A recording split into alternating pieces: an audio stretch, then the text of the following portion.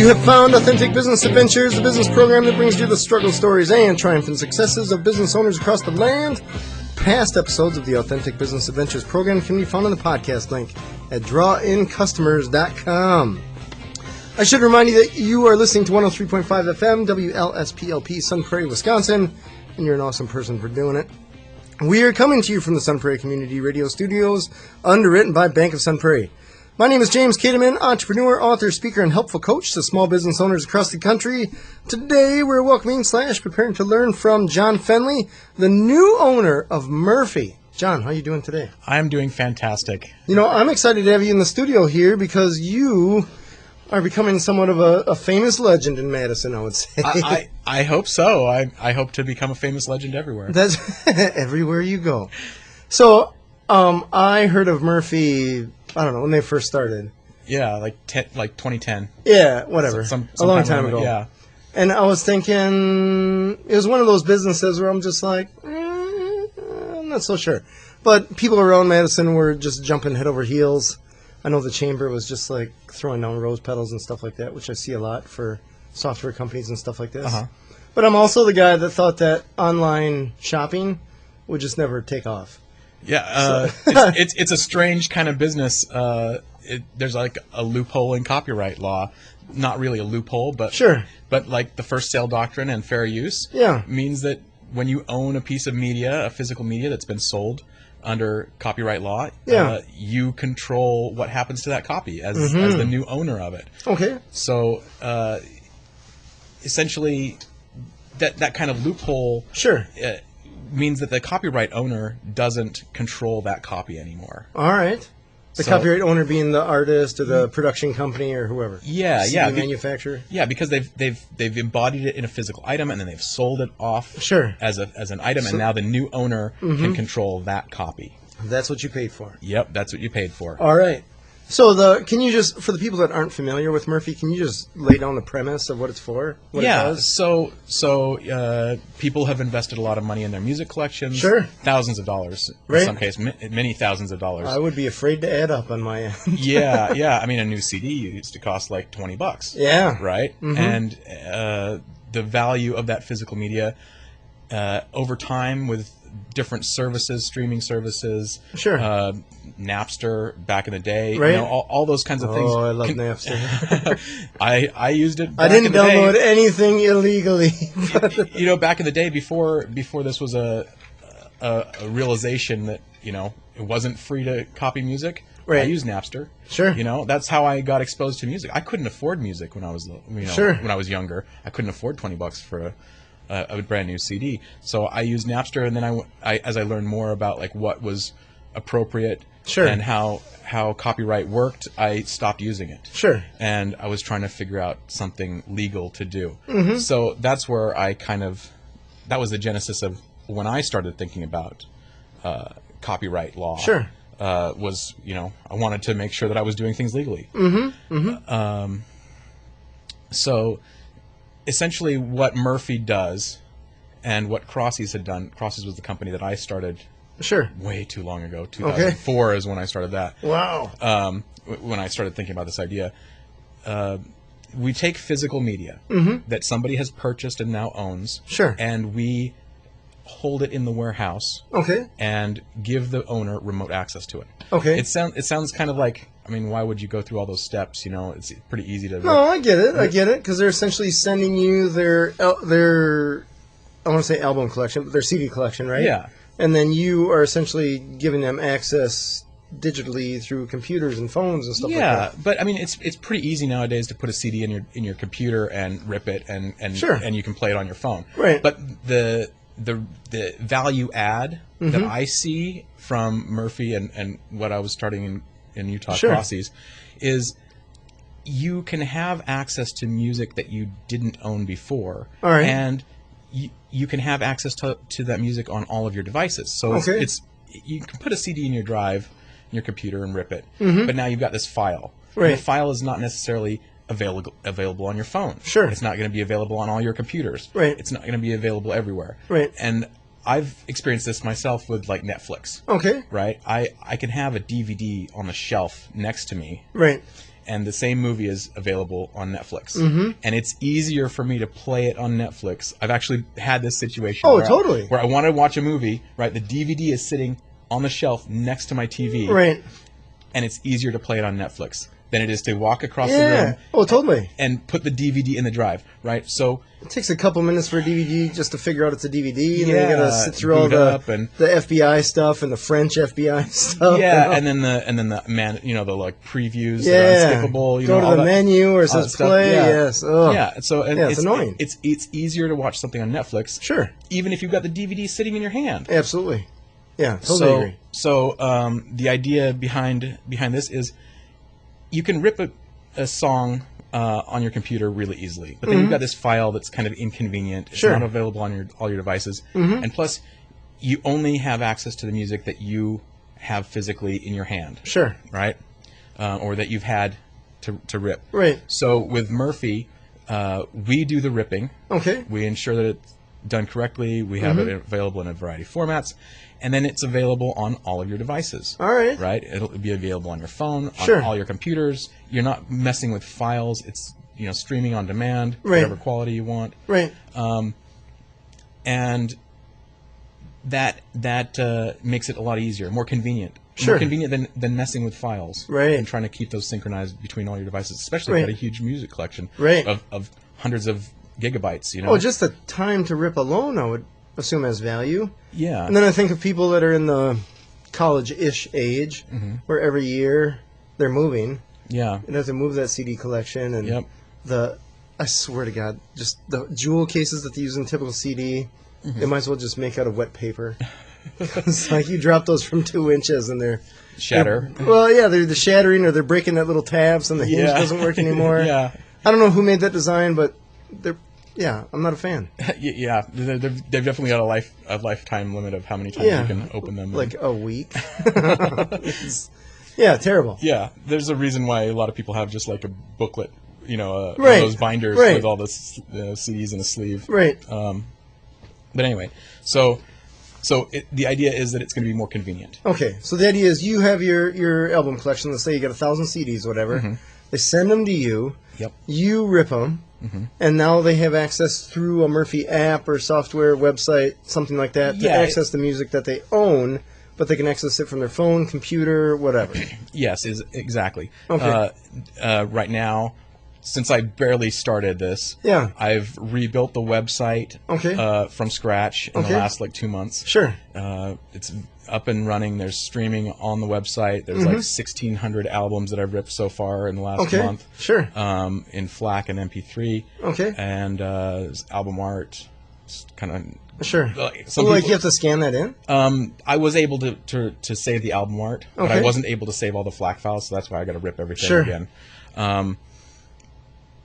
So that's the state of the website right now. Is that it's up and running. Sure. People can see some of their collection, the ones that I've ripped already. And so let's back up a second, just so that people understand what's going on here from a timeline point of view, and why this is kind of a big deal that you took over Murfie. Because Murfie was essentially dead, right? It was on his deathbed, and they were kind of like, "Hey, customers, sorry about your CDs. We are too broke to care." Yeah. Kind of like, it was, from what I understand it was articles that I've seen. People were surprised by it because it just shut down with no notice. Yeah. And when I heard about it, I read an article on Friday the 13th of December 2019. Okay, so you're talking not that long ago. Yeah. A few months, sure. Yeah. And in this article, basically they were talking about how the million CDs in the warehouse were basically going to be thrown away at the end of the month because the landlord... Yeah, they were essentially abandoned. Murfie wasn't paying their rent. Yep, Murfie wasn't paying their rent. And this poor landlord's got all these CDs saying, these are valuable to someone, but I got other stuff, other fish to fry. They want the rent, Yeah. They don't care about the CDs, they just want the rent. Right. And they weren't getting it. Sure. So they wanted the space empty. They were going to... Their plan was to knock out a window, put in a chute to a dumpster, and start dumping boxes in a dumpster. Yeah, because I imagine there's some liability there, right? If you start selling it, then was it really yours to sell? But I imagine it's a weird... Yeah. It give me mine to throw away. It's abandoned. So I read this article Friday the 13th, which is my lucky day, actually. Sure. All right. Happens every once in a while. Yeah. I read the article. bought a plane ticket. Within 2 hours, I had a plane ticket to Madison. I didn't know anybody out here. Did you make a phone call? Hey, landlord person, let me solve this? Or I couldn't find an address. Hey, Murfie people, let me solve this? Or I couldn't find enough information. You just flew over here. My intent was to, on Monday morning, start knocking on doors. All right. Because somebody would know something. I could talk to the landlord. I'm a landlord myself in Utah. Okay. So I know a little bit about that kind of thing. You'd like people to pay their rent. Yeah, I like people to pay my rent. If somebody knocks on your door and says, hey, we'll solve this rent issue for the deadbeat renter. Yep. I knew that you're going to be all ears, right? I knew that the problem could be solved. Sure. Okay. And I also knew that since I wanted to be in this industry, nobody was going to trust the industry if the biggest player evaporated overnight and everybody lost their CDs. Right. So let's take a little tangent here. When you say biggest player, did Murfie have competition, or do they have competition? Not really. Okay. Not direct. No. Like there's nowhere else that you can send your CDs for them to rip and then have software that you can access that music now. There are like ripping services. There are rip and return services. Rip and return. Yeah, rip and return services. Okay, so Murfie is actually storing the CDs and stuff like that. Yeah, I don't Clearly know. They have a warehouse somewhere. An office. Yeah, I've been in the warehouse almost 24/7 since I gained access. But as far as I know, there really aren't any other players in that particular space except myself, which I'd never even launched my service. It was just closed beta testing. So that wouldn't count because customers don't know you exist, right? Yeah, exactly. So, and indirect competition is going to be something like Spotify, or if you go broaden out even more, it's going to be the radio. Which radio is awesome, so love it. It's super cool. Thanks for listening. One thing that I want to back up a little step here, because Murfie has changed hands a few times, right?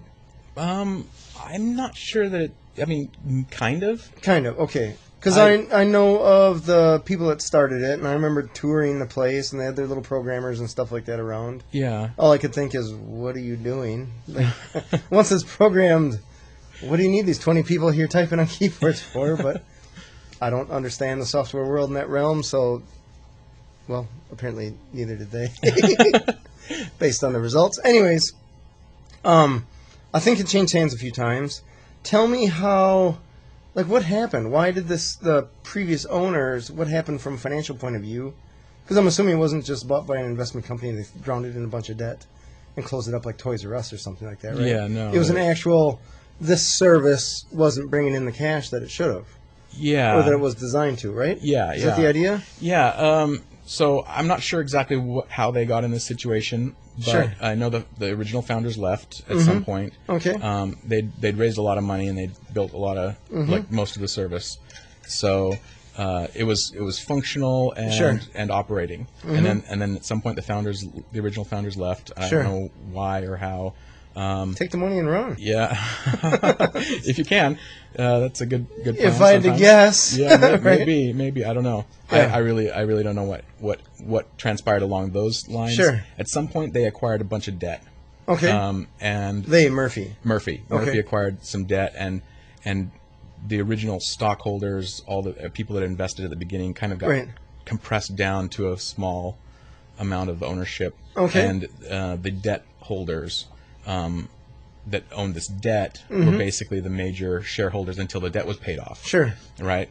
So you're talking debt to pay off programmers or storage? Or what did they have for expenses? They had rent, apparently. Yeah, rent on their warehouses, and cloud storage costs were a major component of probably what they were spending money on. And you're talking cloud storage pre-Amazon S3 and stuff like that? No, this was fairly recent in the last couple of years. So it should have been, the cloud storage part should have been cheap, right? Should have been. It should have been. Okay. It actually turned out to be kind of a major expense for them. Okay. Did they just choose a service that wasn't ideal, or they just had a few servers in somebody's basement?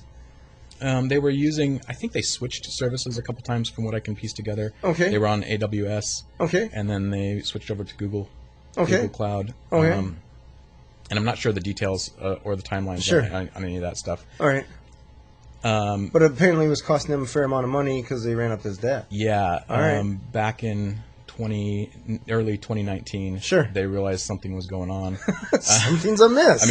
They knew something had to change with their cost structure. They were spending about $13,000 a month on Google Cloud. On storage? Yeah. On wow. Cloud storage and bandwidth costs. Holy cow! So do you know the numbers as far as number of customers? There are about 45,000 customers in the database. Okay, so 45,000 customers. So I'm doing my math. It was costing 25 cents a customer. That's not right. 45,000 customers. Yeah. Okay. First of all, I'm taken surprised by that number because I'm like, really? Yeah. That's a lot of 25 CDs. 25 cents a customer, yeah.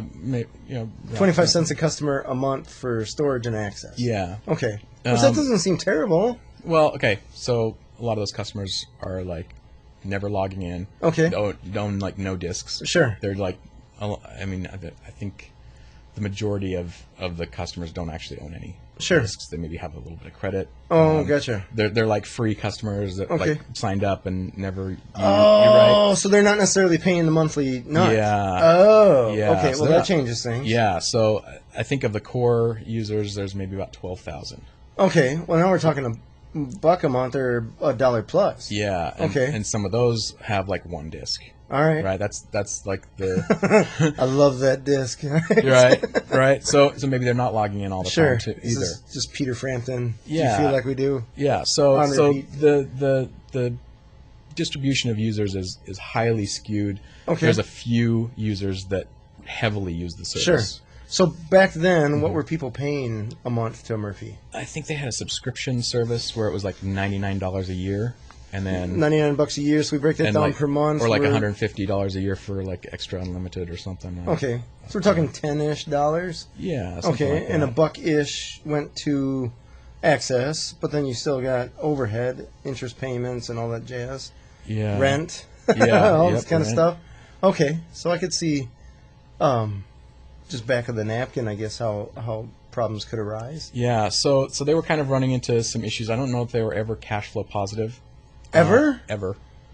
Oh my gosh, that's crazy. Yeah, so they were kind of running on venture capital, and then near the end they were running on debt money. All right. Where they had to borrow money to keep the infrastructure going. I feel like we live in a country that does this. Yeah, it's kind of standard operating procedure. Sure. For a lot of places. Those red numbers in parentheses, that's a good thing. I mean, you can just ignore those. Those will even out in the long run. Right? Yeah, right. Volume. Yeah, making it fun. The stuff that you're talking about, rent and access, neither of those things will shrink as you scale.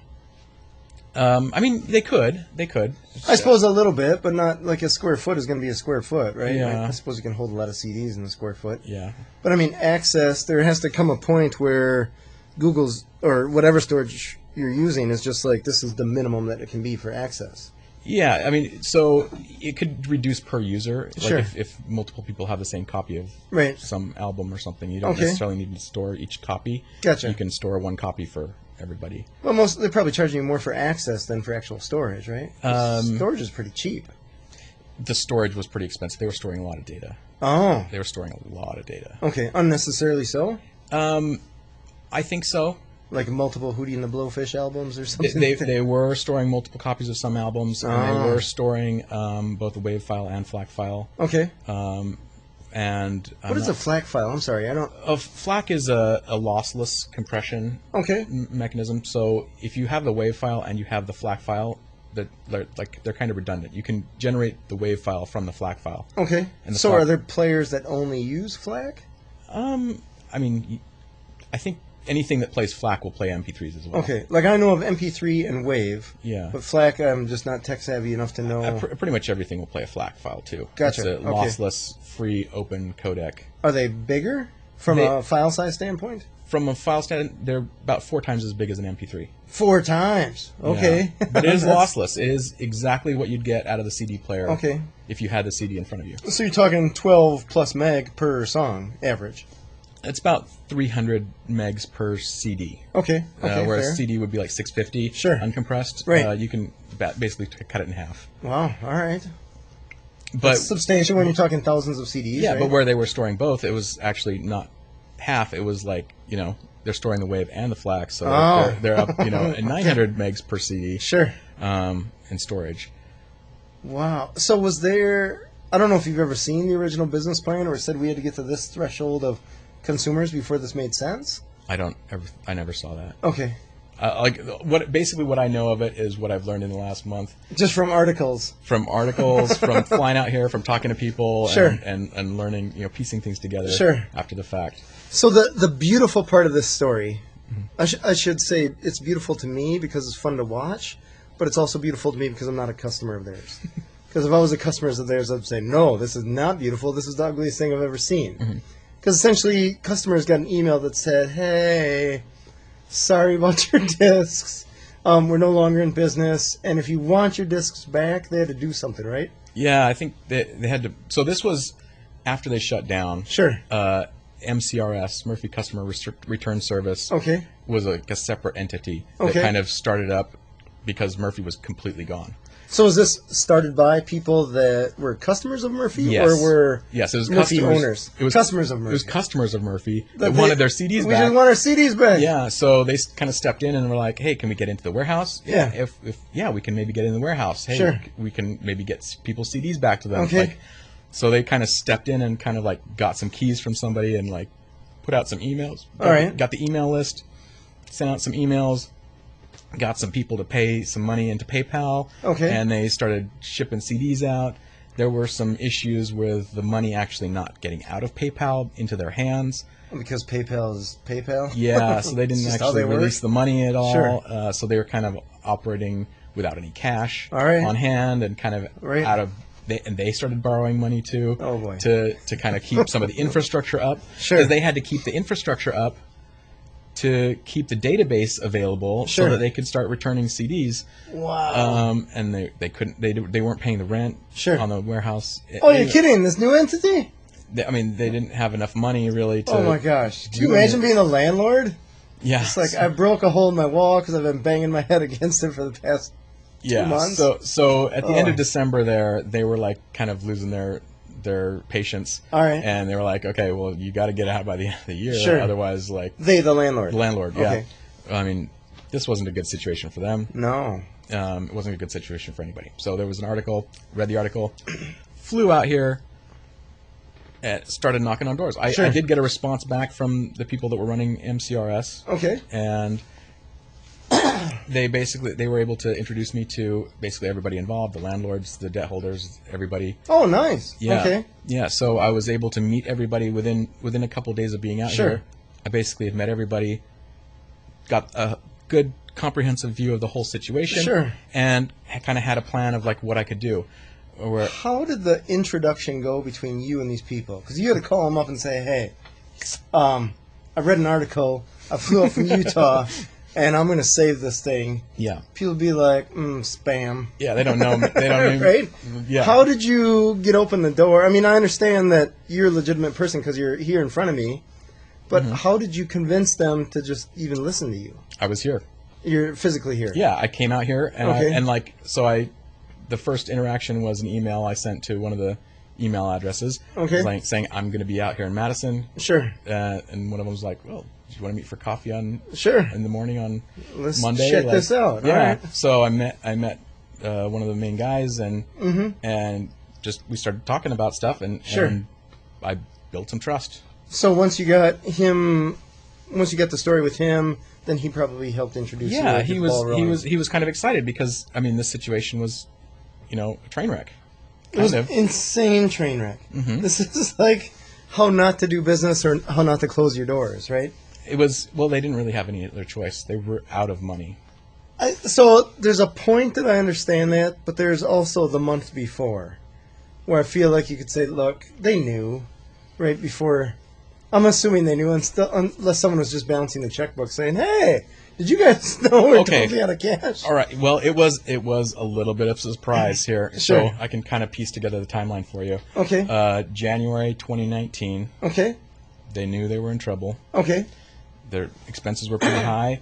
They contracted with a company to help reduce their cloud storage costs. Okay. Right? They're like, okay, we can get this handled. Solve our problem. The company's like, all right, yeah, we can do this. We'll get some people on it, and they started working on it and investigating the way things were stored and all the whole cloud infrastructure. Right? And they're Google certified cloud architects. They're supposed to be able to dig into the systems and figure out what's going on. Well, They worked on it for a few months. Meanwhile, things are costing about $13,000 a month still. Sure. You know, this is going on for a few months. Around about May, they kind of come up with a plan of moving some stuff into cold storage. Sure. They were trying to raise more funds. The owners of Murfie. The owners of Murfie were trying to raise more funds to kind of keep things going. Oh my God! Who would invest in this? Well, I mean, somebody did. It's a good idea. I think it's a good idea. Well, I hope so. Yeah, that's why I'm here. Yeah, right. So it's a good idea. Sure. So they were trying to get more funds, and if they could bridge this gap of this temporary kind of like pain, it could move forward, right? So they contracted with this company. The company is like, okay, we'll move some stuff to cold storage to reduce your storage costs. Sure. When you say cold storage, you still mean cloud, but just not as quick, or is not? Yeah. Well, it's a little cheaper. Okay. Per month for storing multi-gigabyte. Sure. You know, like they were storing a lot of data. But the idea is that you're not accessing it it's not as liquid. Yeah. So it actually costs more to access. Sure. But it's cheaper to store. Sure. Okay. Right.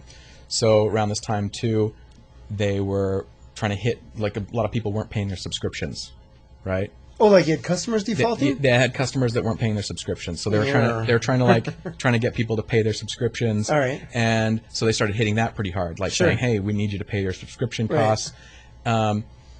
So two things happened simultaneously. They moved a whole bunch of stuff to cloud storage, to the cold storage. Okay. And they were hitting the subscription, trying to get people to re-sign up their subscriptions. Sure. A lot of the customers said no. Oh. I don't want to pay the subscription anymore. I just want to download my stuff. Sure. And move on with your life. Move on. Yeah. All right. So I don't want to keep paying the subscription fee. And they moved stuff to cloud storage. Okay. To the cold storage. Sure. So they simultaneously had a whole bunch of people trying to download stuff. Right. And it was more expensive now to download stuff. Oy. So instead of reducing their cloud storage, it shot up, and it was about $20,000 in May. All right. So it was like kind of like there was a collision imminent. Sure. And the people turned the wrong way. They went the wrong way. Those two things. What were they hoping was going to happen? That people would just pay? Yeah. And they'd get some revenue. Access their stuff? Well, I mean, historical usage should have said, hey, people are they're not using it this much. If we do this should. But then cranking up the subscription kind of made people want to download more. Did they change the pricing model? Or I don't think they were changing the pricing model. People are just like, I don't want to use this. I'd rather just download it all. And so they're trying to download hundreds of terabytes. Their entire album collection. Their entire album collection in FLAC format. Right. And so the data out of the cloud just shot up. Sure. Right. Oopsie. Yep. All right. And so it was a those two circumstances just like collided together. Sure. And it was the wrong decision at the wrong time. And this is May. May. Okay. And they were already kind of like close, and they were. Sure. And they basically just kind of, at that point, there was some debt. The debt payments had been deferred on this debt that it was coming. So they had some huge debt payments that are going to start coming due. They had this huge expense of the cloud storage that wasn't fixed now. Sure. Lower expectations on the subscriptions. So that consultant got axed, hopefully. Unless they paid on dreams, I don't know. It was a bad situation at that point. All right. And basically, they were out of money. They had to close up. Sure. Their bank accounts were empty. Right. There was no more money to pay anything. All right. And it was kind of all of a sudden. Sorry about your idea. All right. Yeah, it was kind of all of a sudden, and so after May, things. I think November of 2019 is when this email went out that initially said, "We're closing up shop. You have 5 days or something like that." Yeah, I mean, because they were still trying to keep things. They were still trying to recover the situation. Sure. They were doing their best. Trying to pull up on the handle on the jet when it's already in the ground. Yeah. You hit that eject button. Sure. Like that was the only thing left to do. So, so around about, I think in July. Sure. They started wrapping things up. All right. Voting to dissolve the company. I'm not sure exactly when that happened, but like the board dissolved the company. All right. Basically saying there's no assets left. There's no anything. We're just done. Right. There's nothing left to do. All right. And the cost One of the things that I was trying to just figure out back in the napkin math in my head, right? Back in the napkin in my head. Mm-hmm. Is the shipping cost to say, like, okay, at what point do you say, hey, we're closing up shop, you 13,000-ish customers, we're going to ship your stuff back, right? There was no money to do that. Because your CDs, that would cost a ton of cash. Yeah. All at once. Yeah. I was estimating, or whatever. I was estimating it would cost like $2 million. $2 million? Okay. Wow, that's... like the labor required. Oh, I didn't even think about labor. I was just thinking about a shipping label. So all of these discs are interleaved together. Sure. Okay. They came in sequential order. They're in boxes. They're numbered, right? So figuring out what goes where, or who owns what CDs, disc, like there are people. There's one guy that is adamant about getting his CDs back. He has like over 500 CDs. They're in like 500 different boxes. What? So you got to go to each box, open it up, pull out his CD, Is there any order, or are they labeled or numbered, or some decimal system or something? They are all numbered. They're all in sequential order. Sure. Starting at one place in the warehouse. This box has this range of numbers. Sure. You can go to that box. If the number's in that box, then it's, in that box. So you can find them. It just takes time. Yeah, it just takes time. 500 CDs, not just this box. About 4 minutes per CD, on average. That's terrible. So you can do 15 discs an hour. Oh my God! I'm just thinking of that little. Who's Susie, the storage lady? Who would just be like, "What are you doing?" Yeah, it's 4 minutes a CD. Okay, 4 minutes. And so going times through 500. We have 2,000 minutes for this one dude. For one dude. Plus, we have to box it and ship it. Box those and you ship those. All right. And there's like 1 million CDs in this warehouse. All right. So, you're going to pay somebody to do all of a sudden, hey, this month we're going to ship everybody their stuff back and close up shop. Unless they had $2 million in the bank, they weren't going to be able to do it. Wow. And if they had $2 million in the bank, they wouldn't have been in the situation in the first place. Sure. So it's one of those, they can't afford to do the right thing. They couldn't. Okay. There was no possible way to do it. Oh, wow. Right? All right. So anyway... They had to close up shop. All right. And then the debt holders are now left holding the bag because they own everything, right? They own all the infrastructure. They own what's left. They were secured debt holders. Mm-hmm. So now they own what's left, but what's left is a warehouse. Sure. And with not their CDs in it. Okay. And some computer infrastructures. Sure. Some stuff, in the office. Sure. And what are you going to do with this? You got all these customers that are going to be angry at you now. Right. If your goodwill kind of went out the door. Yeah, so they don't want to have anything to do with it. Sure. Everybody was just kind of hands off. Mm-hmm. I'm putting my hands, away from something like it's, Right. Not my problem because I can't afford it to be. Yeah. Nobody wanted to touch this problem at all or have their name associated with it or anything, right? Sure.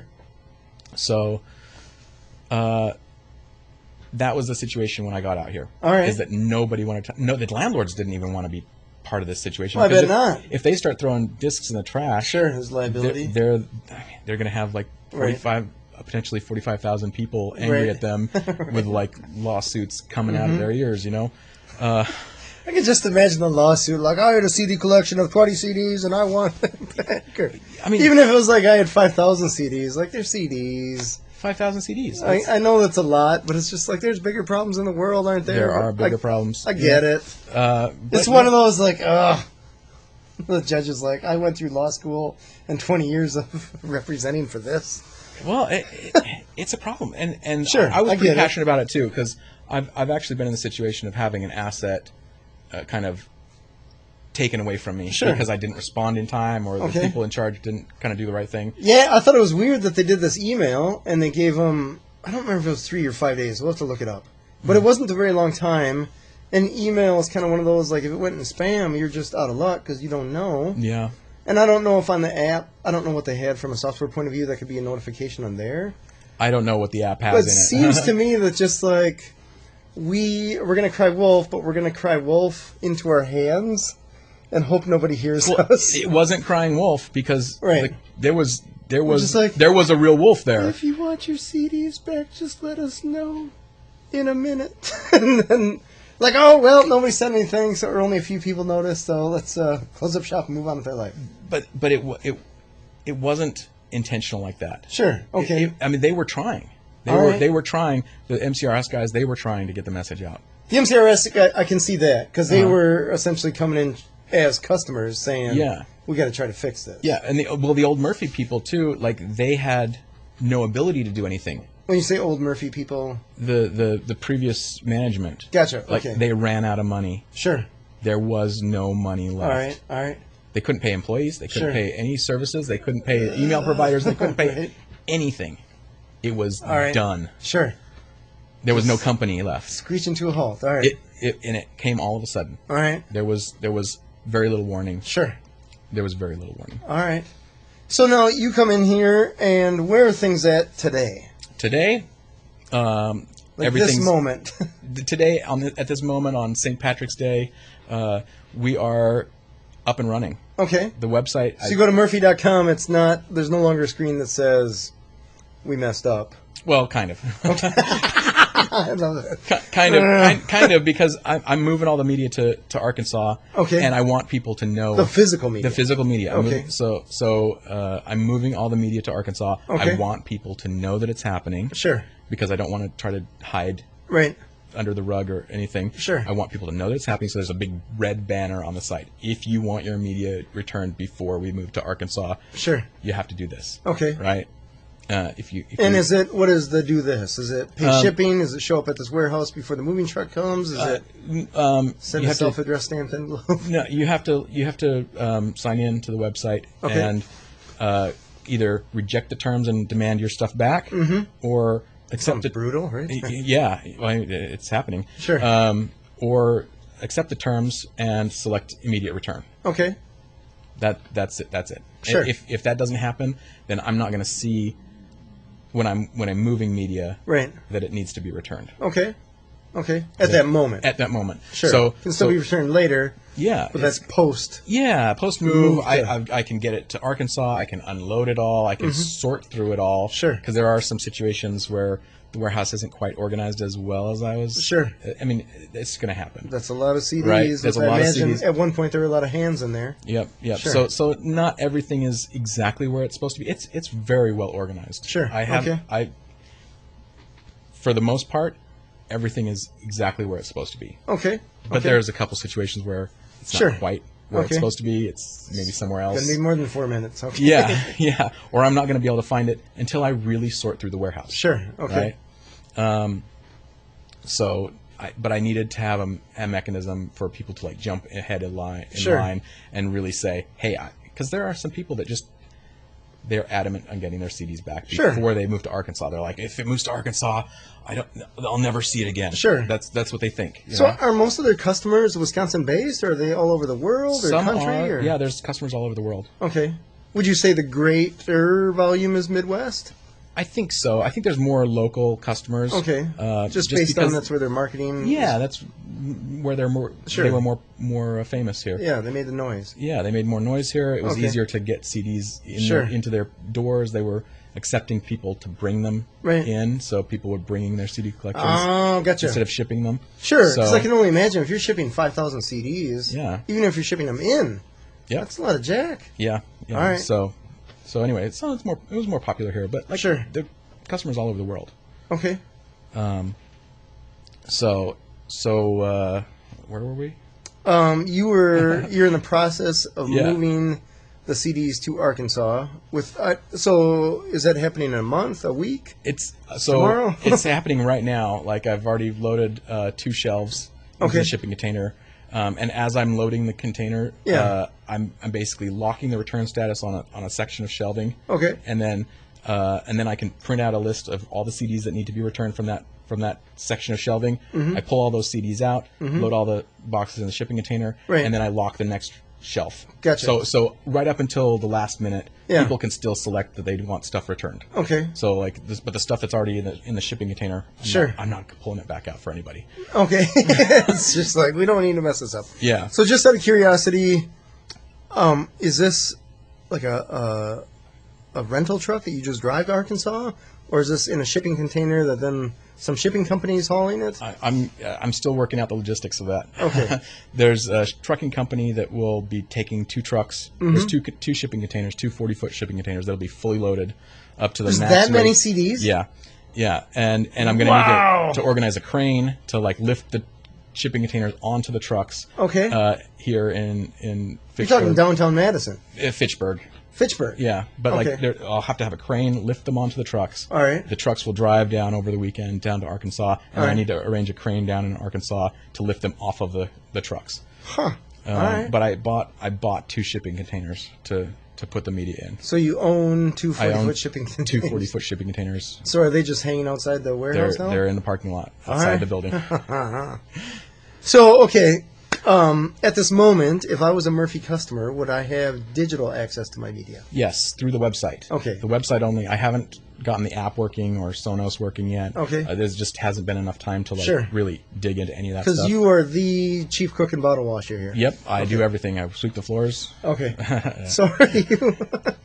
You wipe down every button. Yep. With the center. I do everything. Okay. I do it all.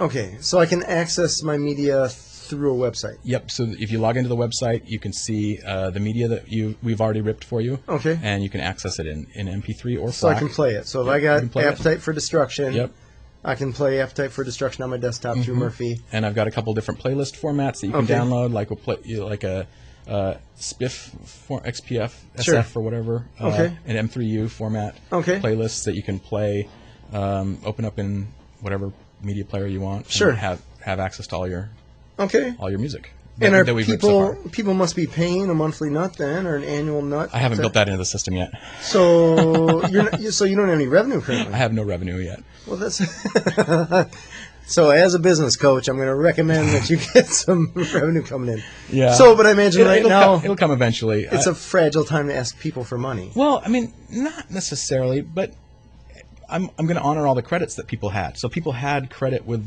Murfie already. Oh, when you bought the company? I bought everything. But, they said... But I don't necessarily have to assume the debts of the previous company. Sure. So anything that they owed Google, right, I don't have to pay. That was their thing? That was their thing. Okay. It's basically a new company.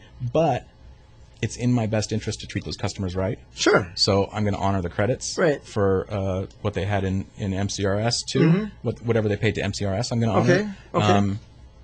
And subscription time, when I can decipher that and figure that out, I'm going to add that into everybody's account balances, because it's in my best interest to have customers that have money on the system. That you could argue that with any business. Yeah. So there's no incentive for me to try to. There's no incentive for me to try to give those guys a haircut. Sure. I want them to have what they owe. Right. What they are owed. So so you don't have any money coming in. You got warehouse in Arkansas. I imagine you had to pay something to the landlord here to buy you some time, right? Yeah. You bought some shipping containers. This is essentially a full-time job for you, ripping CDs and coding and sweeping floors, whatever. So is this all your money that you're spending to get here, or you have people helping you? It's basically all my savings. Okay. All my savings. So a couple of years ago, I realized we didn't really have any savings back in Utah. We've got these properties. By we, you mean you? My mother and I have rental real estate. She's been in real estate for 40 years. Okay. 60 years maybe. Okay. Yeah. That's a while. My family's been in real estate since the 40s. Okay. My grandmother was a real estate agent. Sure. And worked on that stuff. So we've been kind of building up a real estate portfolio for a long time. Commercial, residential? Residential. Both? Okay. Residential. All right. And about in the 90s, when there was the no money down, buy a house, get a huge mortgage, we loaded up. Okay. Right. So we've got about 20 properties, 17 properties in Utah. Okay. They were all heavily mortgaged. Okay. Right. So growing up, we were dirt poor. Sure. Okay. Even though we had a lot of property. Yeah, property, no money. No money. All right. Right. Tough to turn an apartment into food overnight. Okay. Yeah. So I mean, that's why I couldn't afford CDs when I was growing up. Sure. Okay. And I realized we were kind of still in that situation. Every dime that was coming in was going back into mortgages or properties or something, and we really didn't have any cash on hand. Okay. So I'm talking to my mom. I'm like, we got to start stockpiling some cash. We got to build up some savings. Sure. So that if something comes along, we're gonna have some ability to weather that storm. Sure. So unbeknownst to me, she started putting a few $100 at a time. Okay. Basically under the mattress. Sure. And had built up about $15,000. Okay. It's a little bit of nut. Yeah, a little bit. So I found out about this about May of last year. Okay. May of last year, I found out we had this money that she'd saved up. Well, there's timing. Huh? I know, and so I'm like, wow, this kind of like changes things a little bit. Like we can actually mattress, Mom. We can start looking at opportunities instead of just responding to problems. We can start looking for opportunities. Okay. And so I was in California. I was staying with my uncle and my dad out there in California. Sure. He got evicted. And so we started looking at real estate out in California, and it's insanely priced. Okay. And I'm like, oh man, this is just like, we're never going to find a place for my uncle to buy. There's something to be said about nice weather. Yeah. Makes your real estate go up. Yeah. So around about that time, I was investigating. You know, Utah wasn't really working out for me. Okay. Everything was too expensive there. Sure. The makerspace wasn't growing the way I wanted it to, and. Makerspace, like your makerspace? Yeah, I run a makerspace out there. Okay. With tools and equipment for people, nonprofit. By the way. Yeah, so that hadn't been growing. It's a whole nother. We could spend an hour talking about that situation with like my conflicts with the mayor out there and. What city is this in? Provo. Provo. Okay. Yeah. Anyway. I'll pretend I know where that is. Okay. Yeah, it's a little south of Salt Lake. Gotcha. Okay. But anyway, so things weren't working out very well in Provo. And I just, on a whim, I just did a search for what's the biggest property I could find over like 65,000 square feet and sort nationwide by price, cheapest first, right? And I see a property in Arkansas that looks like a typo. All right. It looks like a typo. Sure, because it's so cheap. It's so cheap and it's so big. All right. So big and so cheap. And I'm like, this has got to be a typo. So I called the real estate agent. Is this a typo? Like, no. And he's like, no, it's real. It's totally real. It's totally real. I'm like, okay, well, I'm going to come out and I'm going to fly out to, Arkansas and take a look at this property. Sure. And I do, and it's there, and it's real. All right. And I sign a real estate purchase contract, like basically on the spot. Is it a dump? It's been abandoned for 15 years. Okay. Right? But so it's haunted dump. Maybe. Okay. It used to be a manufacturing facility for metal buildings. It's huge, though. It's 220,000 square feet. Holy, wow. Yeah, it felt like a typo. Like, it literally, like, you see those things and, like, they mixed up the square footage with the zip code. Sure. Some kind of thing. There's a lot of sweeping floors there. Yeah. And the price, was way less than I could have expected. Okay. It's like... So in Arkansas, I'm not completely familiar with weather in Arkansas, but I would imagine it's better than Wisconsin. It's warmer. Okay, because heating 220,000 square feet. I'm not going to have to heat that place. That was one of my requirements, too, because there were some places up north of here that were bigger and cheaper, too. Yeah, but just your climate control, heating, cooling, it would be whatever. impossible to live there. Sure. Right, so I wanted something further south. Okay. And so, but this one popped up, and so basically this was October. Okay. I basically signed a contract on the spot to buy this place. Do you just not turn the lights on in the place? Because even just electricity... It's got skylights.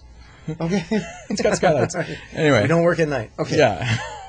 That is you so save money crazy. where you can. All right. But anyway, so I'd already been planning on starting this business. Sure. My plan was to move to Arkansas. I've got now this huge warehouse. Sure. I'm going to be able to store media. All right. I'm going to start this business. Okay.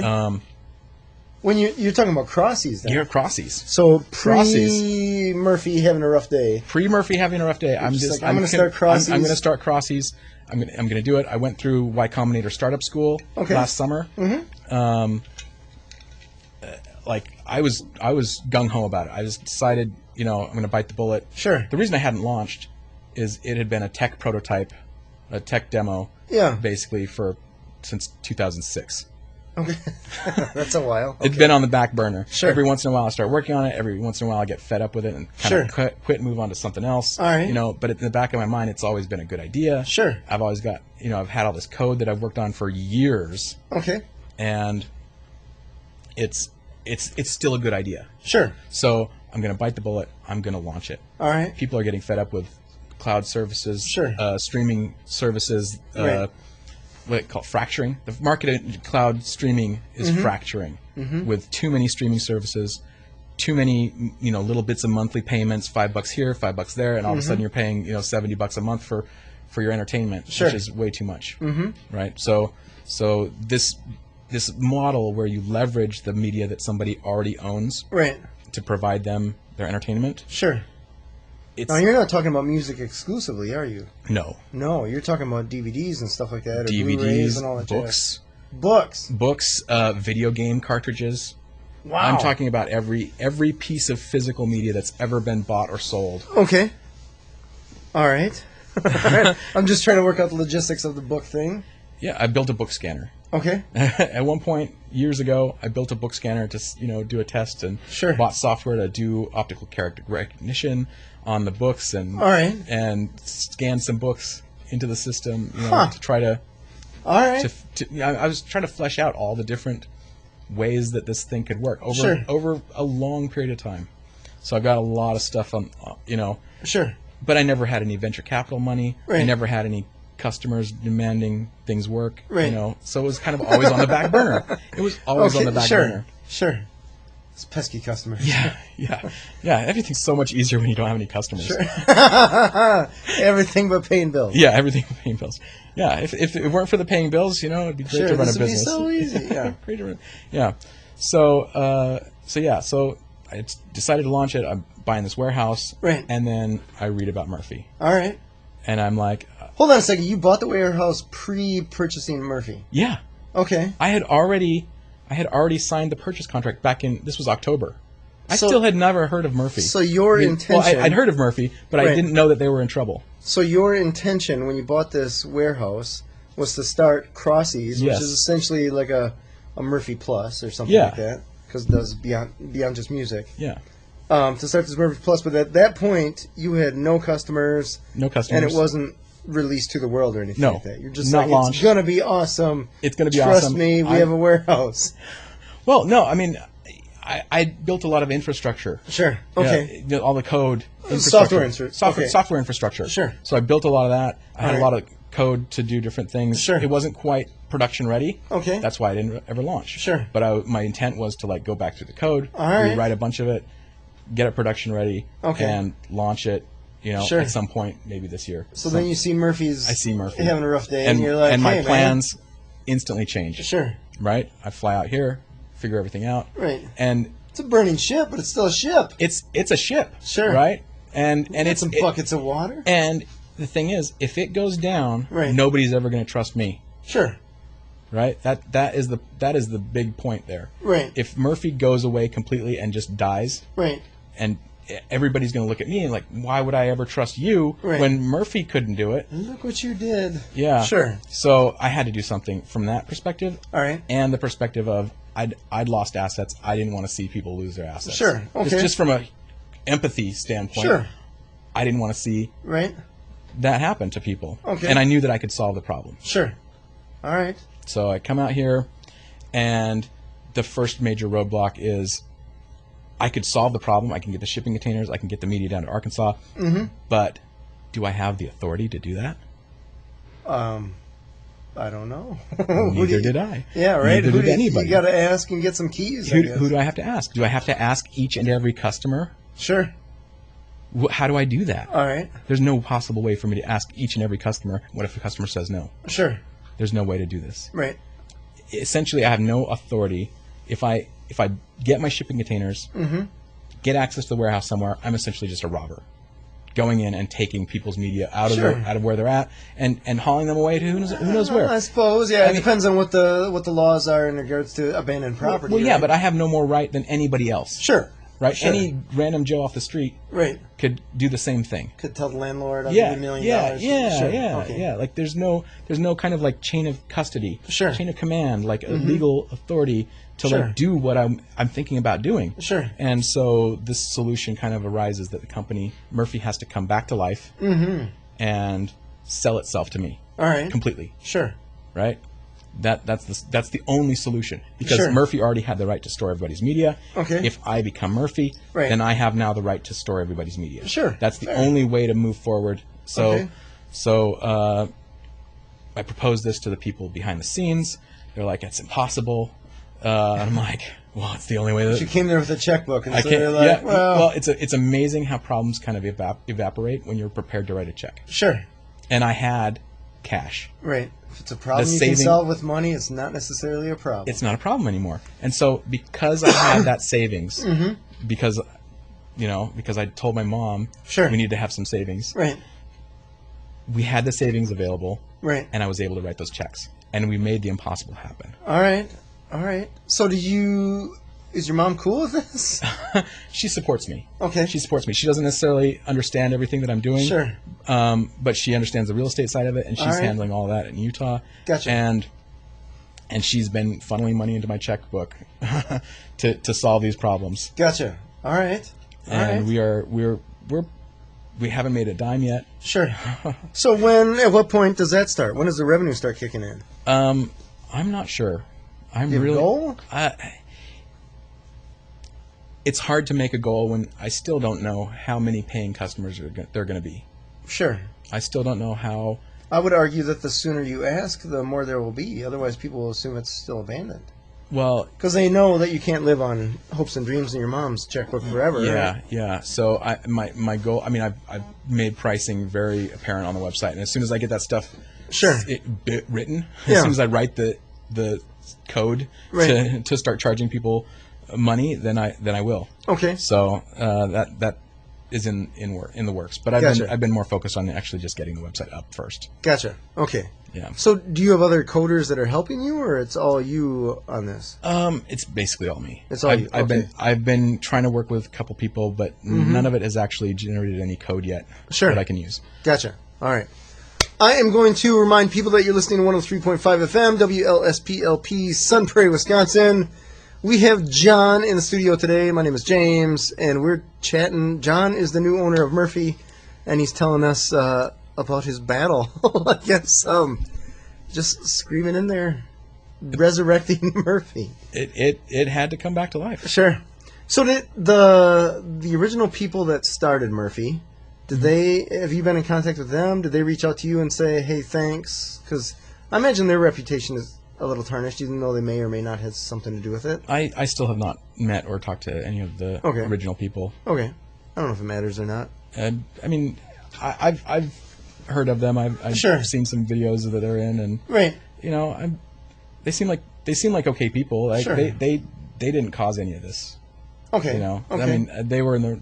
You know, they had pulled the shoot at the right time. They had the same great idea that I had. Sure. You know, they executed it better. They got some more funding. Mm-hmm. That was their only failing, is that they were more successful than I was. Sure. So that's the thing, right? When you launch. Yeah. Or presumably. Okay. So do you have a timeline set up for yourself for when the access to people's music will be available on their phones and stuff like that? Through the website, it's available right now. Sure. Right. Okay. Was there a Murfie app? There was a Murfie app. Okay. But I have not been investigating that very heavily. I have to basically rewrite whatever API it was calling. Oh. Like it was coded bad? No. I mean, I just, I didn't save any of their infrastructure. Okay. Right? Because they didn't have it, or they wouldn't give it to you, or it was that bad? Well, I mean, I didn't have access to their files. Okay. I couldn't save the files. Okay. It was How come? Well, it was going to cost too much money. Oh. They wanted, originally they wanted like $12,000 kind of ransom. When you say they, the cloud storage company that was so everything was just running in zombie mode. Sure. Okay. After they shut down. Okay. So this cloud storage company that they'd contracted with, that was supposed to reduce their costs, they still had all the Google Cloud services were through their company. Oh no. And they wanted to be paid. Oh. So they wanted like $12,000 before they talk to me about transferring files and transferring. I don't have that much money left. I don't have that much money left. Sure. So, and then they're talked to them back and forth, for a while, and then it went down to $5,000. Sure. Plus, it was going to cost more than $100 a day in cloud storage costs. Until I was able to get the stuff out, and then transferring the stuff out was going to cost. Sure. Data out of the. And by that point, I'd already started ripping disks. Okay. I'd already rewritten the website, had it up and running, had some limited streaming available, and I was already ripping disks with some of the code that I'd written before that I was able to translate into a new whole new site. It's all rewritten from scratch. Okay. So the API that the app was trying to use it doesn't exist because I haven't written it yet. All right. That is crazy interesting. Yeah. So it sounds like you still have a lot of work to do. Yeah. And I imagine just the timeline of ripping the discs alone is going to or has taken a lot of time, or maybe I mean, it's taken a little bit of time. It's actually goes pretty fast when I get in the zone. I've got I had 3 machines, and I was maxing out the bandwidth, uploading the FLAC files. So I had to like change stuff around. So when I rip discs now, I'm uploading only the MP3s. And I'm caching the FLAC files locally to upload in batches later. Okay. That sped things up. All right. And then the other day I had like 5 machines ripping discs. I'm up to 1,600 discs now that I've ripped. So is this literally you taking the disc out of the jewel case, slapping it in the computer, telling it go ahead and rip, and then rinse, repeat? 1,600 times so far. Thousands of times. Yeah. All right. Thousands more to go. But 1,600 discs, if you have 2 40-foot shipping containers, there's way more than 1,600 discs. Yeah. Yeah. The good thing about that, though, is I've been pretty selective about the stuff that I've been ripping. Okay. So most of the stuff has more than 100 copies. Okay. Right? So that's 1,600 discs actually represents maybe about 100,000 discs. All right. You got Pearl Jam 10. You just ripped that once, and you got a lot of customers satisfied. They're very satisfied. You know, like everybody that has that album now has access to it. Because it's basically just deduplication at that point. Right. It's the CD is identical. Right. So... Interesting. So I ripped the album once, and everybody gets it. So if I remember correctly, Murphy had this thing where you could buy and sell the physical media without you actually, like, once you shipped the physical media to Murphy, you could then sell it to another Murphy subscriber. Yes. Is that correct? Yes. Okay. Is that still a thing? I haven't written that into the system yet, but that is one of the major components of this as well. Okay. Where you will be able to buy and sell your media. Mm-hmm. And the difference will be I'm treating the media as a commodity. So there's actually going to be like almost like a stock market where like that particular album you're gonna have buyers and sellers, and the price is going to fluctuate based on supply and demand. Will they be bidding, or how will that work?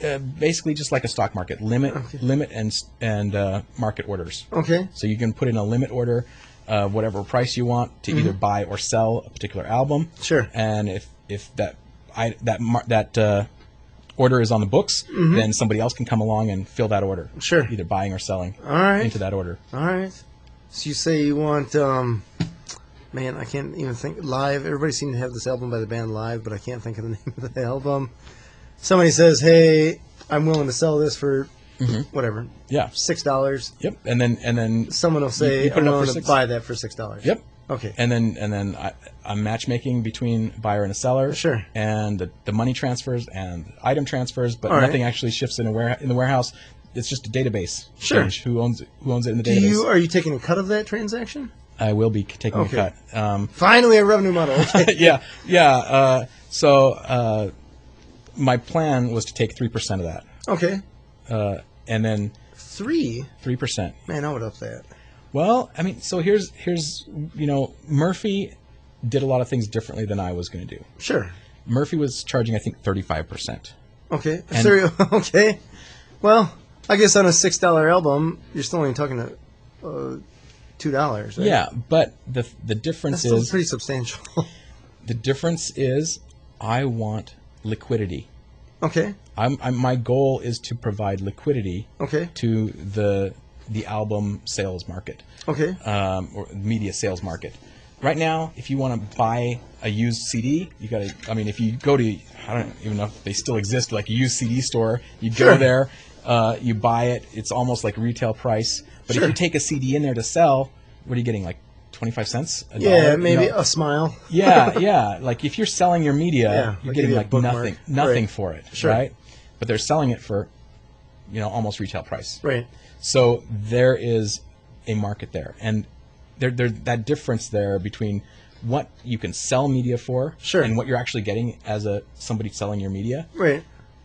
There's value to be gained there if there's liquidity. Okay. Right? If I'm not taking too big a cut, right. people are not going to feel worried about buying an album because they know that there's liquidity in the market to sell it again. Gotcha. Okay, so you're talking about the more transactions. More transactions. And people actually, that'll be one of the things that they kill time with. Yeah, you want to listen to something new, right? Okay. You want to listen to something new. You don't already own it. Sure. So you can buy that CD. All right. Listen to it. All right. Right? If it's for you, you keep it. If it's not for you, you sell it. All right. Right? You have your library and it's constantly shifting. Sure. Right? You can explore new media and not have to worry. Yeah, like you're buying a CD, maybe it's $12 on the site. Right. But you can sell it again for $12. All right. So tell me a story about the physical media. When Murfie started, or up until, I guess there's two sections here, right? Up until you took over and post you taking over.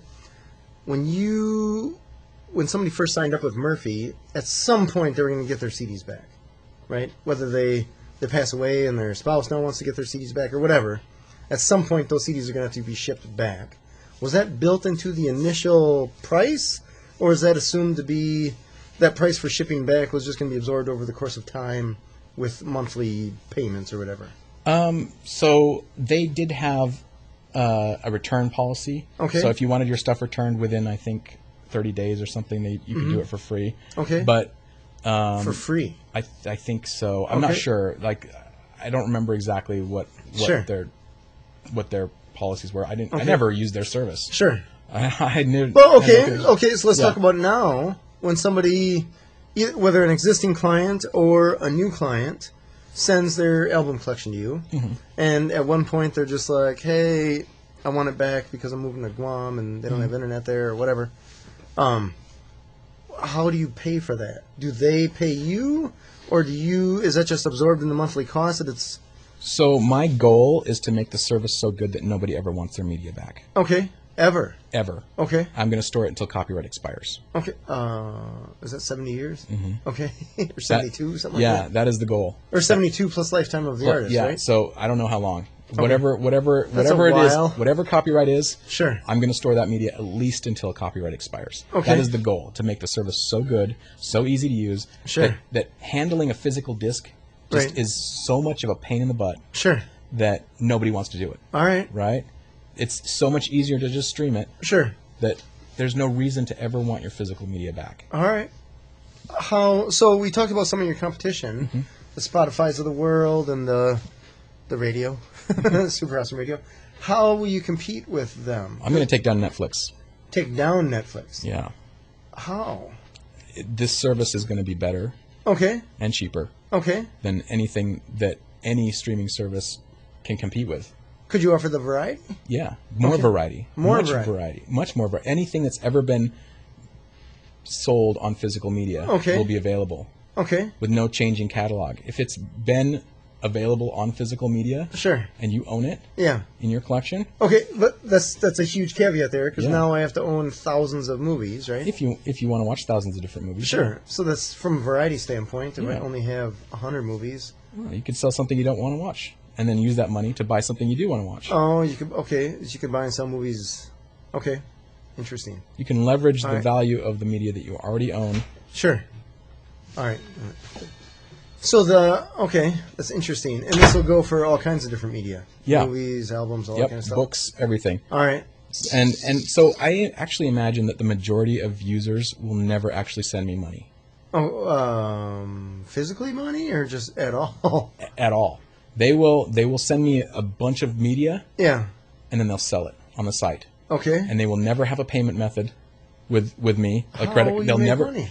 Because somebody else will want to watch that media. Okay. And they'll pay me. Okay. They'll pay money into the site. And they will pay that user for their media. Okay. And that user is going to pay me for the storage and the access to their media. So I'm going to get paid, but that particular user is just going to be leveraging and floating on the investment that they've already made in their media collection. So there's no monthly nut? Well, there is for storage and access and bandwidth. Gotcha. Right? Okay. So there will be, but they're never going to have to pay out of pocket. They'll be able to sell their media and use that and use the proceeds to sell to pay for the service. I feel like this is how some life insurance people try to sell me on life insurance. After 20 years, you want them to make any payments. The insurance policy pays for itself. Yeah. Oh, that's funny. I have an insurance policy like that. All right. Well, that's good. That's awesome. after it's 20 years or whatever. Yeah, but I mean, this would be right off the bat. If you send in a media collection, sure, and it's worth $1,000, and my service is only a few bucks, and I have to be willing to sell it, yeah, right? Or part with some of it. Sell or part with some of it, yeah. So can you just walk me through this? Okay, let's say I got a 1,000 album collection, right? Just for ease, right? And let's just talk music now.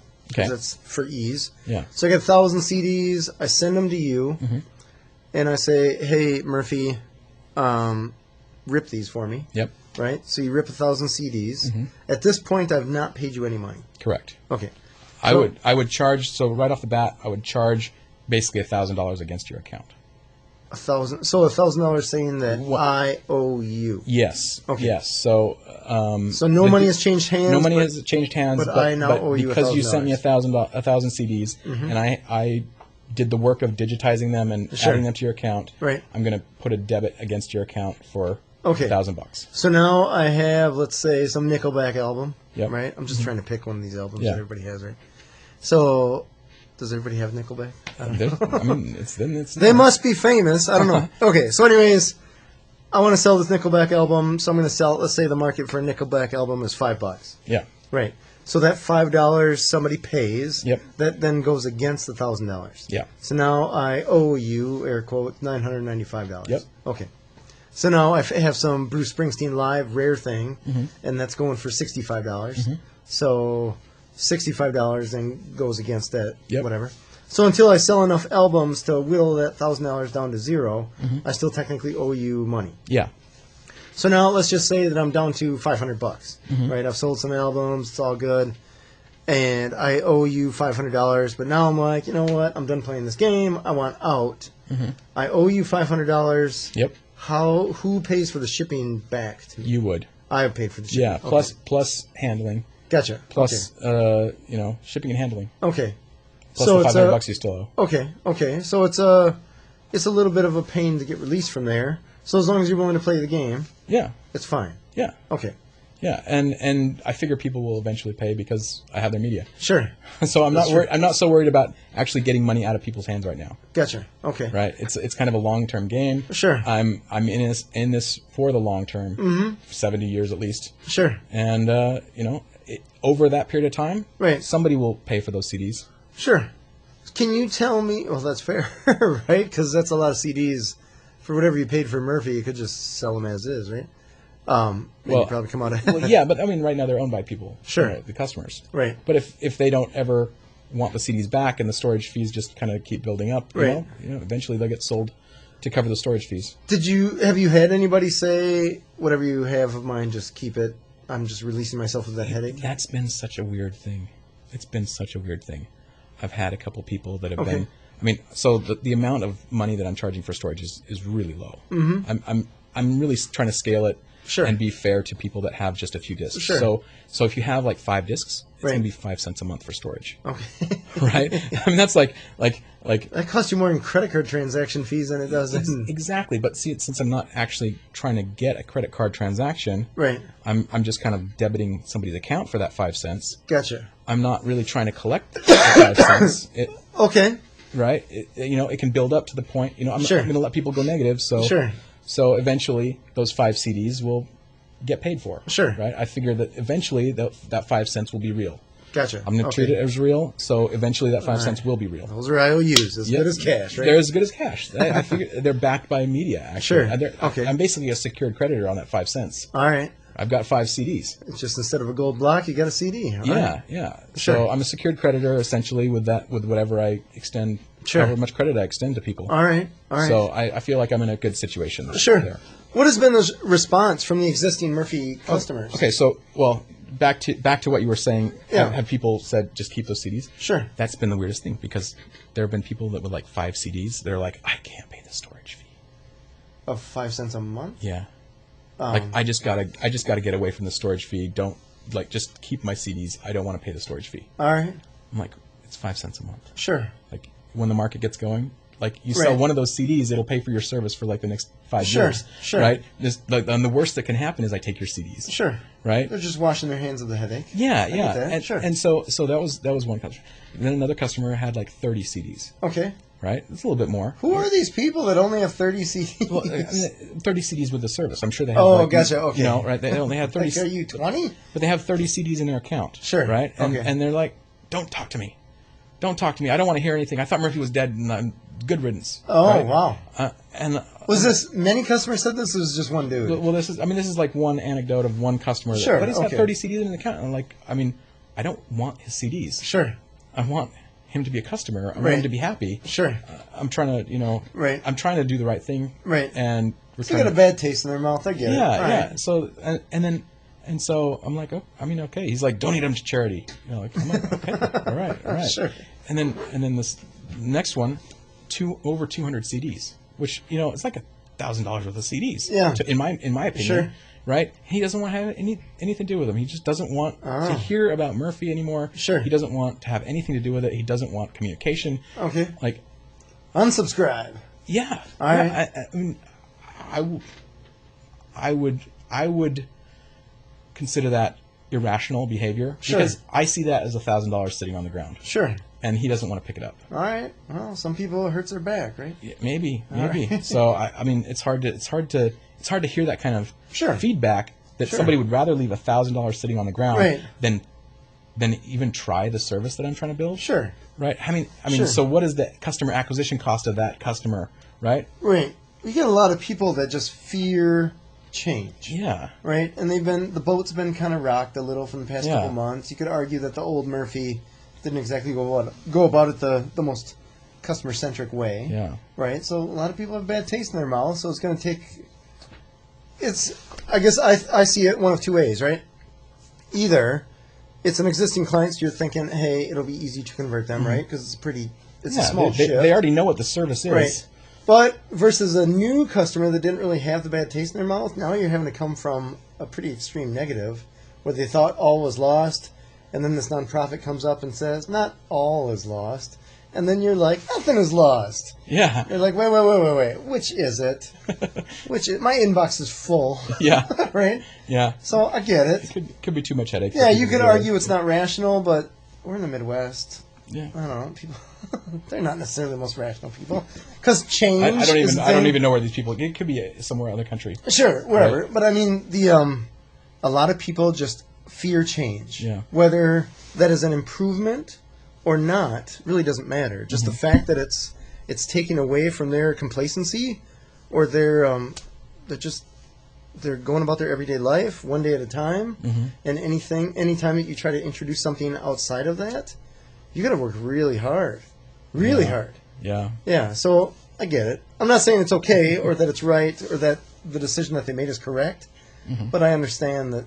Just from selling, right? The people fear change. We fear change, right? Yeah. So, whatever. Life goes on. But those are the exceptions to the rule, right? Those are just a handful of people. Yeah. And the majority of people have been overjoyed to hear that their media is not actually thrown in a dumpster at the end of the year. Right. And it's safe, and people have been using the service. People have been logging. There's been about 300 and almost 400 people that have signed back into the service since I started it up. Oh, all right. And have looked at their music and that's not bad. Downloaded some CDs, Sure. So it's going pretty good. And this feedback I'm hearing is some people didn't even know that the site went away because it's back up and running. What happened? There's like, hey, I noticed that some of my CDs aren't available anymore. Sure. I'm like, oh, well, that's because the whole company collapsed and I rebuilt it from Funny scratch. story, right? Okay. Right? Yeah. And they're like, oh, I didn't know any of that happened. Sure. I just saw that some of the albums that were available aren't anymore. So were there some of these people that have monthly payments where the credit card was getting dinged every month? Yearly subscriptions. Yearly subscriptions. Yeah. Okay. So you have some subscriptions that the old Murphy essentially took that money, and you're having to fulfill that promise. Well, I'm gonna give people credit because I'm not having subscriptions anymore. Sure. There's no subscription. No more subscriptions. There are no subscriptions. Everybody's the same pricing model. Okay. It's just per disc. How much? Sure. How many discs you have is how much you pay. All right. Interesting. Okay. So when people, let's talk about new customers here. Yeah. Let's start with the logistics of when a new customer comes, right? So I'm a new customer. I got 1,000 discs. I want to send them your way. I box them up, and I ship them to you on my dime. Is that right? Yes. I'm also contemplating buying a semi truck and driving around the country, collecting discs from people. Okay. So, I can't see that being cheaper, so hold off on that. Okay. I could see contracting with a shipping company and somehow getting a discount of some kind. Because me, Joe Blow, it's so funny, right? You buy something on Amazon or online. Just the other day, I shipped, what did I buy? I bought a rear bumper for my truck. It was like $150 shipped, right? There's a metal bumper. Yeah. And it's just a normal bumper, right? And so I'm like, if I wanted to ship that bumper back, let's just say that something was wrong with it, it would probably cost me $150 to ship that bumper back. Could be. Yeah. But because this company ships a lot of stuff, they can probably work out some pricing with the shipping companies that it's a non-issue for them, right? So if you could work something out like that, because it's going to cost me hundreds of dollars to send you my album collection, right? Not necessarily. So media is actually cheaper to mail. Oh, because of media mail. Yeah. But media mail, you're talking the envelopes, right? I'm going to send 1,000 envelopes.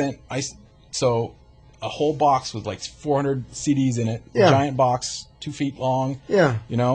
Was like $30 to ship. Really? Yeah. Okay, well, I just went to the UPS store. My last statement. I just went to the UPS store. It was like $30 to ship. All right. So. Well, okay. Well, then it's practical. Yeah. Okay. So I ship my stuff to you. You take it, catalog it, rip it, and then give me access to it digitally. Yep. And then I'm paying you based on number of CDs. Yep. Okay, so I got 1,000 CDs. I'm paying X per month, or X per CD per month. Yep. Okay. Am I ever paying for access to those CDs? Yes. So the access is separate. So, okay. So if I play a song, right? I want to play "Nothing Compares to You" by Sinead O'Connor, right? And that's going to cost me a billionth of a penny or something like that. Yeah. So the bandwidth charge is pretty standard. 10 cents per gigabyte. Gotcha. Per gig. Yeah. That's a lot of music. Yeah. Okay. Gigabyte's a lot of music. Okay. Well, so I listen to one song. Well, I mean, so for FLAC, a gigabyte is about 2.5 albums. Okay. It's like about 3 cents. 3 cents per album to stream a FLAC album. Gotcha. Okay. All right. Or 1 cent. So it's not going to be like long distance charges on phone bills used to be. Yeah, it's like 10 years ago. 1 cent an hour for MP3s. Gotcha. Okay. Or 3 cents an hour for FLAC. And do you have to have software that keeps track of this, or is the storage itself keeps track of it? I've got to write some stuff to keep track of it. Gotcha. Because that alone seems like a database headache. Yeah, I've still got to write some stuff. I've got some ideas about how to do it. Gotcha. But okay. I haven't written any of that stuff. All right, that's fair. That's fair. Okay, so I'm a new customer. Then we want to talk about acquisition, acquiring that new customer. How will you get the name of Murfie out beyond whatever the recent news articles, recent-ish, right, a few months? I have absolutely no budget right now for any kind of advertising. All right. I'm hoping to make the news. That's my advertising strategy is. Well, PR. There's nothing wrong with that. Is make the news for different reasons. Okay, for happy reasons. For happy reasons, hopefully. Murfie is back up. But so there's that saying, no news is bad news. Correct. So correct. Unless it causes every place to shut down, people to quarantine themselves in the house. Yeah. Then maybe, just maybe, a little bit of news is bad. Yeah. But I guess viruses aren't really marketing themselves. Yeah. So. But actually, so I read an article about a company in New York that they were selling sunglasses. Okay. And they had the most horrible reputation online ever. All right. They were legitimately bad people. Okay. They would send the wrong sunglasses to people. Okay. They would overcharge. If somebody complains, I'm just picturing like the bad guy in Rocky and Bullwinkle. This is worse than that. Okay. Like somebody complains, call their customer. They would harass the people back on the phone and call them, stalk people, like threaten them, like these were legitimately bad people, but they were so bad. Sure. That people were like talking about how bad they were online. All right. It boosted their search engine rankings, and they were doing mad business. Sure. Right. And you got to buy sunglasses from these people just to get insulted. Well, yeah. No. I mean, the search engines, they were just seeing mentions. Sure. And so they were ranking them really high in search rankings. Okay. Right? They weren't noticing that it was bad reviews. Right. They were just saying there's lots of people talking about this company. So now the challenge is that people are probably actually looking for sunglasses, where with you, are people looking for storage, or do you have to kind of interrupt them and say, hey, we exist? Well, it's kind of a brand new market. Sure. Right? Mm-hmm. But it's not really brand new in the sense that people want to listen to music. Sure. People want to like watch movies when I start that part of the service up. You know, people are wanting those services, and so yeah, they are going to be searching for it. Okay. You know, and they're going to be hearing, hey, you know, what's this new service? Sure. You know, like, oh, it's cheaper than Netflix, but it's got more selection. All right. You know, oh, what is this service? It's better than Spotify because it's got FLAC files and it's cheaper too. Sure. You know what? Like. All right. So I'm hoping word of mouth and best service at a lowest price. Sure. Will just bring the customers. I mean, that's maybe wishful thinking. Sure. I've got some other kind of like grandstanding ideas, stunts, Sure. stunts and things to gain publicity. Hopefully that might work. But maybe a Super Bowl. minimum viable product to start bringing revenue in first. Right? Yeah, and you know, maybe hopefully one day a Super Bowl commercial. That would be a couple dollars. Your mom's going to need a bigger mattress. Yeah. All right. So I guess what do you see for the future? Let's call it within the next year. Within the next for year, Murfie, what do you see happening? I see me getting the warehouse organized down in Arkansas. That's like step number one. I've got to get all the media down to Arkansas, where I'm not paying rent every month, and I can get the expenses down. I'm going to organize all the media. Okay. Sort through it all, digitize all of it, return any media that anybody wants. Okay. And then all the rest will be stored, sorted, organized, audited. Okay. To make sure that it exists. Okay. And renumbered, maybe. I don't know. I don't even know. Re-identified. Okay. I'm gonna. So you're doing a different organization. Yeah. I mean, I've got to go through everything and basically audit the entire. You know, I think there's about 800,000 CDs right now. That's a lot. Down from 1 million. You know, I thought were there, but you know, I'm gonna have to go through and identify each one. I'm gonna try to identify what pressing of the CD it was. What actual distribution? Is it the radio edit? Is it the British version? Is it the you know? Was it the German pressing? Was it the original? Was it the re-release? Was it the remaster? All right. I'm gonna try to do all that identification. Okay. And that seems like a lot of work. Yeah, it will be. But you know, if you've got the right systems in place, and it's nothing but time, right? And it's amazing what you can automate.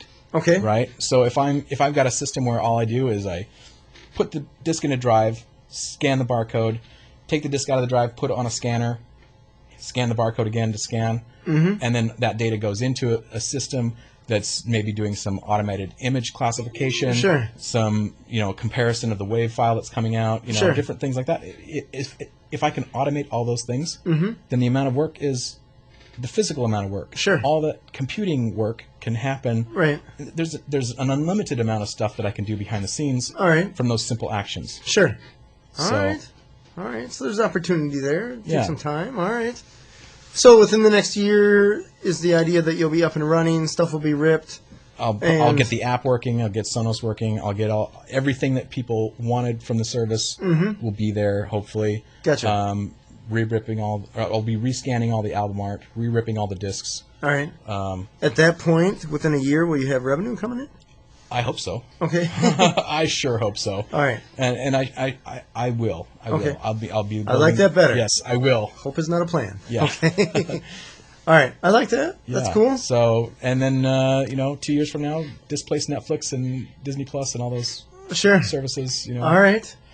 That is a tall tree to climb, but that's pretty cool. I'll be the one. I'll be the new kid on the block. All right. The new unicorn. Sure. I like it. You don't have to. All these people won't have to pay for all these subscription services. Yeah. You can just get it in one place. Leverage your existing collection. Sure. Get 1,000 VHS tapes sitting on the shelf in your attic, and now you want to watch them on your iPad. Go for it. Tell me a story. I know we're running out of time here, but I just want to ask a couple more questions. Yeah, sure. One, the name Murfie, I don't know where it came from, but did you ever consider changing it? I did. I mean, originally it was Crossies. Right. That was what I was doing. I had a bunch of other names. My original name for this thing was Disc Pit.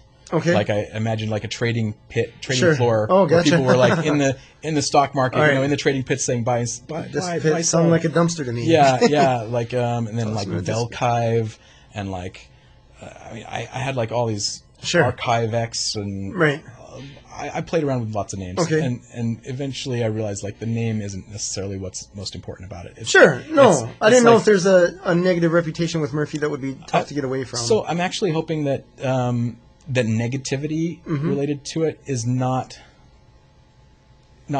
it's a temporary blip. Sure. Right? You can swing that pendulum the other way. Yep. And then all of the existing people talking about Murfie is name recognition. Sure. So they've done a lot of advertising. They've done a lot of they've got good branding, up until the last point. They didn't shut down because people didn't like him. Sure. They didn't shut down because they didn't have name recognition. They didn't shut down because they didn't have revenue even. They just didn't have quite enough revenue to do what they were doing the way they were doing it. Right. And people were upset about it because when they shut down. So that disappointment, diplomatic way to say that is something I can leverage maybe. Sure. That name recognition. I've heard something about, people have to hear a name 7 times before they before it really makes it into their consciousness. Well, people have already heard Murphy. Sure. A lot of times Murphy. Right? Charlie Murphy. Yeah. So hopefully it'll stick in people's head. All right. And I like that. I can leverage the existing name recognition. Sure. That's fair. How will you get the PR stuff that you were talking about, the articles and the awareness out there? Will it be like, do you have to hire a company? Do you just bang on the doors of people writing articles, or bang on the doors of the people that have already written doors about Murphy saying, hey, things have changed a little bit? People have been knocking on my door. Well, that's cool. People have been knocking on my door to find out what's going on. All right. News. I've been on Channel 15 News here a couple of times. Oh, very cool. And doesn't hurt. A couple of different news outlets have tracked me down to write articles about me. And all right. The paper and and mostly Midwest or Madison-ish, or does it go beyond that? and Milwaukee and okay. Yeah. All right. I want to say The Verve is where I saw the article. The Verge. Yeah. Okay. Apologies to The Verge. Yeah. It's just going off of memory, and I'm getting old. They wrote a few articles about the Murphy thing, which is interesting. Those, I don't even know how I fell upon those articles, but it was, I want to say one of them was from the landlord's perspective, if I'm not mistaken. There was an article about a different warehouse, gotcha. Actually. That kind of, for a while there, they were trying to save generate revenue by reselling used CDs that they purchased on Amazon or eBay or through like Goodwill. Sure. Just bulk buying CDs and then reselling them on the service. Interesting. And they filled a warehouse with that media and then kind of forgot about it. Oh, oops. Or like the person that was doing that kind of like, what are we doing? It didn't work out the way they thought, and it didn't happen, and so like, and they kind of just like forgot about that warehouse. All right. So that was a totally different warehouse. Sure, that's fair. That's fair. Okay. And then I remember there was the article in The Verge as well about the purchase. So that was cool. It was kind of interesting. That's why it's so cool to have you in the studio here, because it was interesting to watch I was just essentially just watching from the articles, right? Yeah. One, I was like, oh, I knew I was right when I saw that Murphy closed up. And then I was like, oh, it's back to life. It's been resurrected. Yeah. So maybe I was wrong, right? And they worked miracles behind the scenes to do that. Sure. Okay. The old management, right? The people in charge, the debt holders, they were able to like get consensus on this plan to sell it to me. It was in their best interest. Yeah, yeah. It's in the best interest of everybody, except the people that lost money. But right. But even in their interest too, because to solve the situation that they were part of, So will you be looking for investment money at any point? I'm actually. It's another long story, but I'm actually contractually obligated not to take investment.